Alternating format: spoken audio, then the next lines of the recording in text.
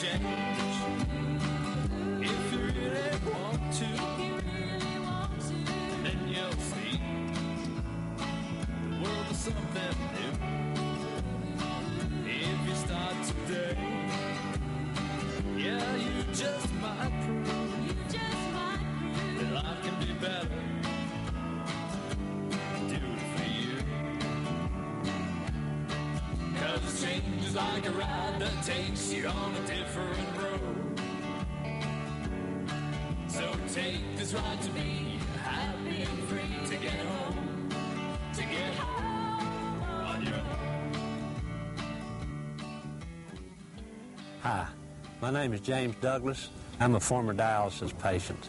I was fortunate enough to receive a kidney transplant last year, and I'm here to give you some tips while you dialyze. Your fluid intake has both short and long-term effects on your overall health. How you deal with your fluid may also determine whether or not you're a good candidate for a kidney transplant. Every time you go to drink something, think twice and ask yourself, am I over my limit? Fluid compliance means drinking no more than 1 to 1.5 quarts or liters of fluid per day. Ideally, your inner dialytic weight should be no higher than about 3 kilos or 6 pounds over your normal weight. The exact amount depends on your body weight. Ask your dietitian or doctor to determine what's best for you. Measuring fluids in familiar container sizes will help you to keep track of your fluid intake each day. Also remember, some foods count toward your daily fluid intake. Let's check with Mr. Science about this. When you think of oranges,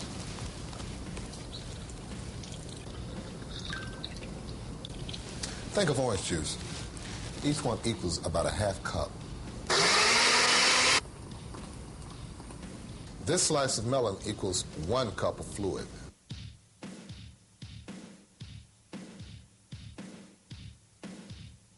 Two scoops of ice cream is really a half cup of fluid. The same goes for Jell-O, popsicles, and other frozen desserts. Be sure to count them towards your daily fluid intake. Remember, 1 to 1.5 quarts per day, depending on your body weight.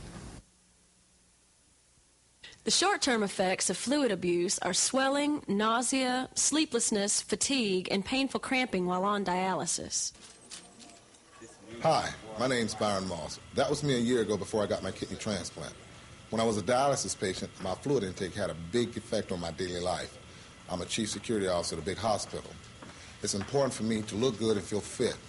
When my inner dialytic weight gain got too high, I'd look swollen and got out of breath easily. My job carries a lot of responsibility. I have to stay on top of things, and I had to stay on top of my fluid compliance. I'd like to tell you about some of the problems associated with too much fluid gain between dialyses. The first and most serious of these is death. If you gain too much fluid, your heart may fail, you may go into pulmonary edema, and you may die. This only happens once. Another complication associated with excessive fluid gain is that you don't feel well. You don't feel well all the time. If you have 10 pounds of excess fluid on your body, it's just like carrying around a 10-pound sack of potatoes with you all the time. As you can imagine, this will tire you out. It will make your heart work harder. It will make you feel tired all the time. A final complication is that you can't be transplanted if your cardiovascular system is damaged by hypertension. If your blood pressure is uncontrolled, you're not a candidate for transplantation, and you won't be able to have that option for dealing with your renal failure. Thirsty? Think twice. Sodium, better known as salt, can be very dangerous to dialysis patients. Salt causes the body to retain fluid. It also makes you thirsty. The more salt you eat, the thirstier you'll get. Here are some tips to help you. The way we done in our house is we didn't buy any salt. We didn't have any salt in the house. I'd stay away from foods like bacon, sausage. Somebody pours you a whole glass of juice or a big full cup of coffee, just pour some of it out. Or if your mouth is dry, take a sip of water, swish it around, and spit it out. You don't have to swallow it. It'll make your mouth just as wet as if you swallow it.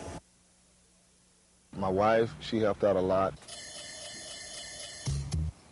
My wife never buy any processed foods that had a lot of salt in it.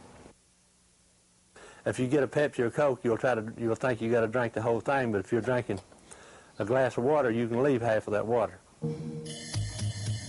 The main thing I try to do is stay healthy and be ready if the kidney come along. Try to keep my phosphorus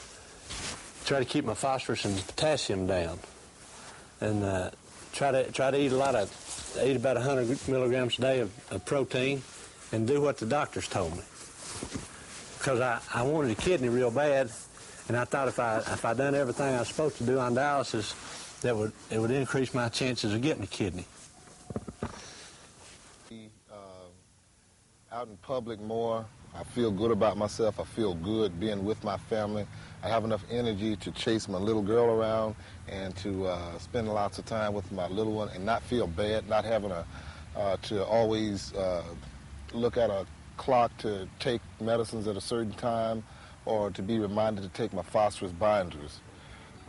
That's a real big responsibility that I don't have to worry about anymore. And it gives me more time to be with my family and enjoy it more.